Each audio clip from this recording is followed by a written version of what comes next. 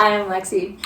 And I'm Joe, and we're here in Salida, Colorado, and we are both circus artists, but we've also been involved in teaching circus through various programs over the course of time. We've also been around a lot of professional circus teachers, so we're hoping in this segment to give and to shed some light on some perspectives of what it means to be a quality trainer. I imagine if you're watching this video, it means that you are either already involved in Salida Circus, or there's a potential for your involvement in the future, and that you'll likely be working with children of various ages in Chaffee County. Ooh, goody. Woo! So we're going to start by kind of just laying out a foundation of perspective of what it means, what it could mean to be a good quality trainer, because being a trainer is going to be subject to who your students are and how old they are and what their intentions are. So these things are important when considering how to have the greatest effect on your students when you're teaching a program. So there is a foundation laid out by an organization called Cirque du Monde, and it's Cirque du Soleil's social circus outreach program. And they have this sort of trifold framework about what it means to be a good trainer. So we'll discuss these three topics in a little more depth throughout this video. The first one is your capacity to teach certain skills. So this would be qualifying you as a trainer. So maybe you would be a good acrobatic trainer, but not a good juggling trainer. Maybe you would be a good trainer on a unicycle, but not in aerial like this. And you can't be a good trainer in everything. You usually specialize in one specific thing, kind of like you said, if you're good at acrobatics, you might not necessarily know how to teach juggling, which is fine, a person can't know everything in the world. Mostly because these skills take a long time to learn. That being said, too, something when it comes to being a trainer is that it doesn't necessarily mean that you have to be able to demonstrate every skill that you're teaching a kid to learn. Mm-hmm. For example, you do not have to know how to unicycle in order to get a kid good at unicycling. It's true. So that doesn't necessarily apply for every skill. Aerial, I would suspect, is one of those skills. It's probably a good idea that you can do most of the things you're teaching on an aerial silk or trapeze, but there are certain circus skills that you actually do not have to be skilled at. Juggling is another one, borderline. I would say that maybe you should know how to juggle if you're going to teach it. But we'll talk about... Honestly, anything that you teach, if you have some sort of background in it, it's going to be way more useful. You're going to be a better coach because you have a background, some sort of internal understanding of it. Right. With that said, my dad never did gymnastics before, but he was probably he became one of the best coaches in my childhood gym because he knows how to look at body shape. He knows he knows from just looking at what to do or what you need to do, and he learned how to spot. So right. You don't need to know how to do a front roll in order to be able to spot and keep a kid safe doing a front roll.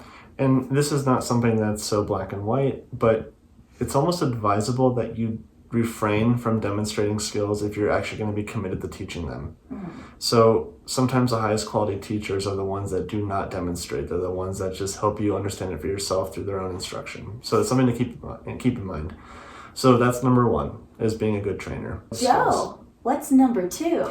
Number two is being a facilitator. So if you're going to get involved in Salida Circus, you're going to be working at Boys and Girls Clubs or schools or community event centers where there's going to be groups of kids who are doing circus recreationally for fun. And it's going to be important that you understand how to manage a group of kids, 10, possibly 15, even 20 kids at once. So being a good facilitator means, can you manage the group without interfering in their process too much? So you might consider training as leading from the front, which means you're the authority figure and what you say goes.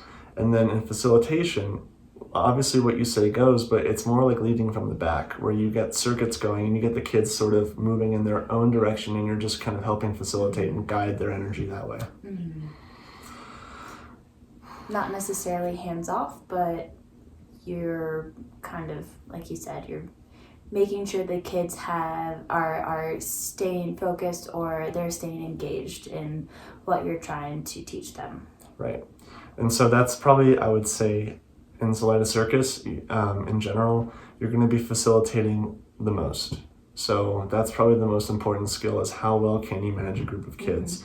Because kids by their nature get rowdy and a little bit chaotic, and so it's really important that you learn how to manage that energy. So we can discuss in more detail in other videos about how to manage energy that way, specifically for circus, because there are certain techniques and things that help and some things that don't. Right. Like circuits are super helpful depending on what you're trying to teach and what the environment is.